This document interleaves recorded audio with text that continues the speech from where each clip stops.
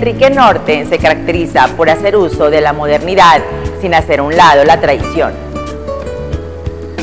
Evidentemente cada uno de nosotros estamos formados por una serie, digamos, de planos de información sobrepuestos que nos van formando, que nos van haciendo.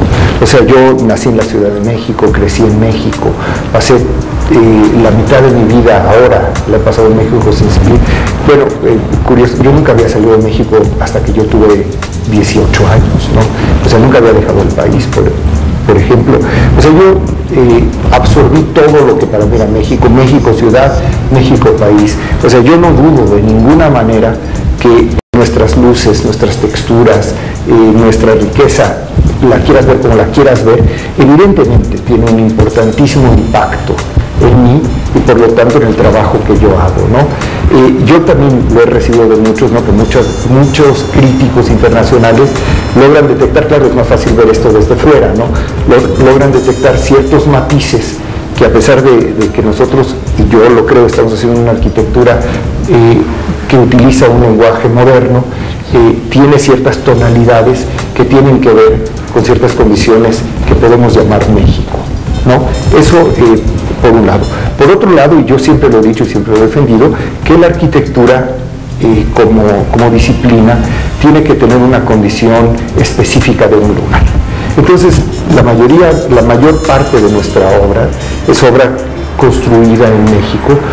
Yo no creo que la obra que se hace, por ejemplo, en la Ciudad de México, en ciertas condiciones de la Ciudad de México, puede ser igual a otras ciudades, ya sea Monterrey, o sea Guadalajara, o sea en el campo mexicano, y espero que cada uno también responda a las condiciones específicas y únicas de ese lugar donde tenemos la oportunidad de desarrollar esos proyectos, ¿no?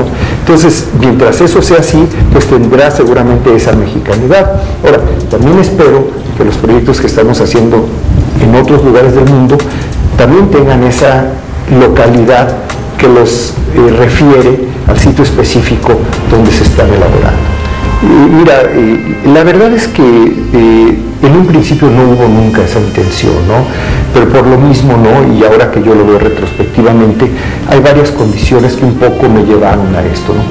Por un lado, como te decía yo hace un momento, cuando yo volví a México, en México no había, digamos, la cantidad de trabajo, o yo no tenía acceso al trabajo que yo aspiraba. Por otro lado, también por no pertenecer a las tradiciones de la arquitectura mexicana, yo experimentaba un cierto rechazo, ¿no? Por un lado de mis propios colegas, por otro lado de la Academia Mexicana, ¿verdad? De la Academia de la Arquitectura, y por otro lado también un poco de la sociedad en general, ¿no? Entonces eso me obligó de alguna forma a mí a buscar otras oportunidades para desarrollar un trabajo que yo no podía hacer en la Ciudad de México.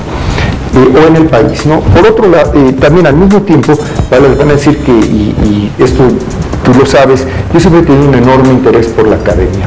O sea, yo desde el día que salí, que dejé de ser estudiante, siempre he estado involucrado con la academia, a partir de entonces como crítico, como profesor, como conferencista, como todo, ¿no? Y las invitaciones que yo empecé a recibir, aunque en un principio fueron aquí en la Ciudad de México, muy pronto empezaron a hacer invitaciones en el extranjero.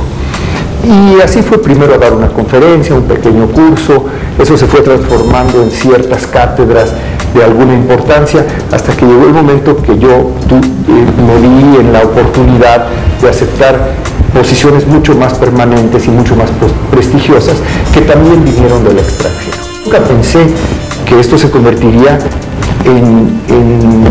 ni el tamaño ni la situación que ahora tiene nuestra firma en Nueva York. Y sí, afortunadamente una cosa llevó a otra, empezaron a llegar otras comisiones, participaciones en concursos, solicitudes de trabajos, y ahora pues tenemos la suerte de tener una oficina en Nueva York que es del mismo tamaño que la oficina de México, ¿no? Tenemos 45 personas trabajando en este momento en Nueva York y tenemos más o menos el mismo número de personas trabajando en esta misma oficina aquí en la Ciudad de México.